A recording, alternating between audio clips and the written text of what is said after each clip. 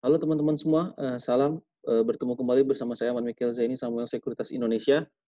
Seperti biasa, seperti minggu-minggu sebelumnya, saya akan membahas, topik-topik ekonomi terkini yang kemungkinan akan mempengaruhi pasar modal Indonesia, baik pasar saham maupun pasar obligasi untuk minggu ketiga bulan, September 2020 maupun minggu keempat, eee, September 2020. Ada beberapa katalis positif maupun negatif yang mempengaruhi kinerja pasar modal Indonesia, kemungkinan di minggu ketiga dan minggu keempat September ini. Yang pertama kita lihat dari pasar domestik kita, dari katalis negatif yang datang dari PSBB ketat yang sudah diberlakukan oleh Pemprov DKI Jakarta, yang minggu lalu direspon cukup negatif oleh investor, di mana pasar saham kita terkoreksi cukup dalam yang menyebabkan terjadinya trading halt.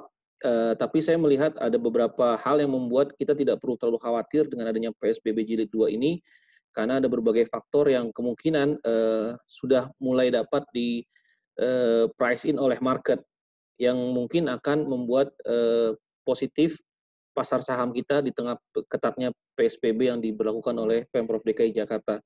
Mungkin salah satu alasan kenapa pemerintah DKI Jakarta memberlakukan ketat kembali PSBB karena kasus harian dari Indonesia ini masih cenderung terus naik. Kita lihat ya, itu yang warna hijau kurvanya itu terus mengalami kenaikan.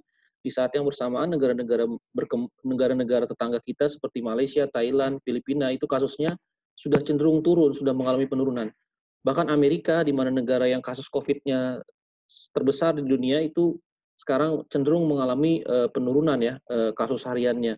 Jadi Indonesia ini harus ikut tren dari negara-negara tetangga maupun dunia untuk menurunkan angka kasusnya agar dalam jangka panjang perekonomian kita dapat cepat pulih dari COVID-19. Jadi memang ada negatifnya dari sisi jangka pendek, tapi dari jangka menengah harusnya PSBB ini bisa positif menurunkan kasus harian COVID-19. Nah, dari luar negeri kita tahu masih seputar stimulus fiskal dari pemerintah Amerika yang belum jelas ya, masih deadlock antara Republikan maupun Demokrat di Kongres, sehingga dalam waktu 1 sampai 2 minggu ke depan kita belum bisa berharap bahwa stimulus fiskal sebesar 1,5 sampai dengan 2 triliun dolar itu dapat di-pass on oleh Kongres. Nah, pelaku pasar akan menanti FOMC The Fed malam ini, tanggal 16 September. Apakah The Fed akan melanjutkan akomodatif monetary policy-nya dengan tidak menaikkan tingkat suku bunga atau memberikan guidance terkait dengan arah kebijakan moneter dia, yang kami ekspektasikan bahwa akomodatif monetary policy di mana The Fed akan mempertahankan tingkat suku bunga rendah itu masih akan terus berlangsung bahkan hingga akhir tahun. Jadi kalau misalkan The Fed cukup dovish nanti malam, kemungkinan besar pasar saham maupun pasar obligasi global itu akan mengalami kenaikan dan kemungkinan bisa mensupport kinerja pasar saham kita minggu ini maupun minggu depan. Nah, kalau kita lihat ada dua faktor utama yang menurut saya membuat para pelaku pasar tidak perlu terlalu khawatir berlebihan menghadapi PSBB Jilid 2 ini. Kenapa? Karena yang pertama dari sisi eksternal factor kita, Indonesia sudah cukup baik dibandingkan sebelum COVID-19 ya. Di tahun 2019 kita tahu karena account defisit kita itu hampir menyentuh angka 3%. Sekarang setelah COVID-19 itu karena account defisit kita itu hanya tinggal minus 2%, bahkan mungkin sampai akhir tahun kemungkinan akan di bawah 2%, sekitar 1,5 sampai dengan 1,8%, yang tentunya membuat rupiah secara fundamental harusnya menguat bukan melemah.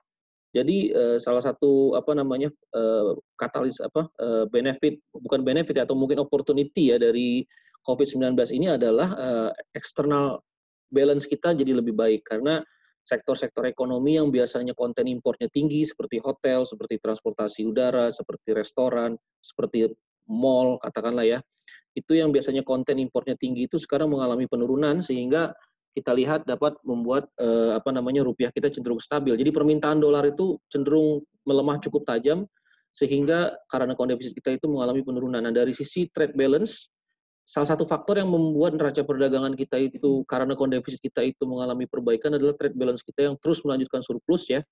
Dan bahkan kemarin BPS merilis bahwa trade balance kita surplus 2,3 miliar dolar.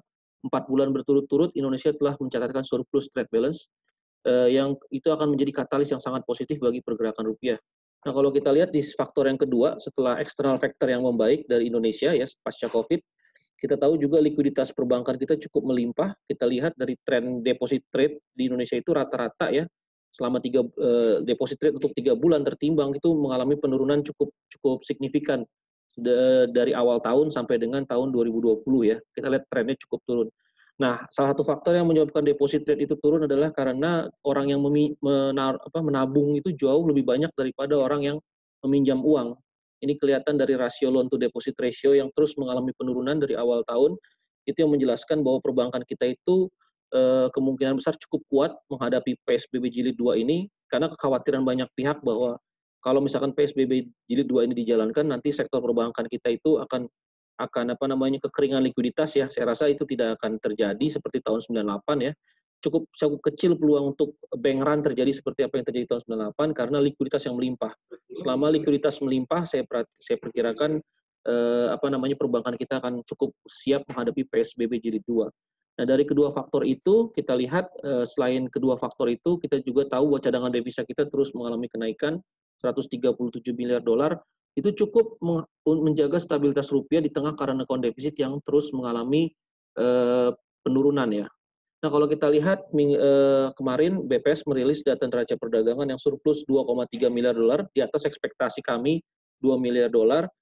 Itu menjelaskan bahwa rupiah secara fundamental berhak menguat di tengah PSBB. Kenapa? Karena tadi permintaan dolar yang drop cukup signifikan sehingga stabilitas rupiah terjaga. Nah, selama stabilitas rupiah terjaga, selama rupiah bisa bergerak di bawah 15.000, saya rasa cukup fair kalau kita bilang bahwa pasar obligasi kita itu harusnya yield-nya kembali ke level 6,8, 6,5.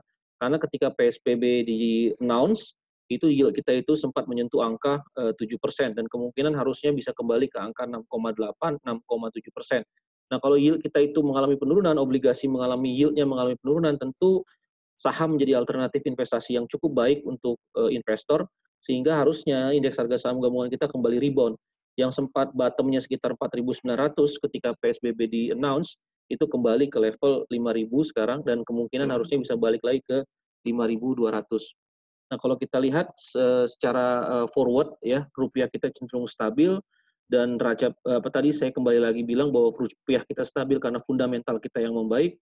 Dan kalau kita lihat memang BI kemungkinan tidak akan memotong suku bunga minggu ini, tapi akan mempertahankan suku bunga bukan karena fundamental yang jelek, tapi karena memang ada kekhawatiran resiko dari PSBB jilid 2. Nanti kalau PSBB-nya sudah mulai dilonggarkan, harusnya sih peluang BI untuk menurunkan tingkat suku bunga cukup besar untuk tahun ini. Nah, saya lihat bond market kita juga masih akan terus mengalami perbaikan atau rebound ya, karena kita tahu untuk obligasi-obligasi yang jangka panjang itu sempat di sell ya dalam 1 bulan terakhir karena kekhawatiran akan PSBB.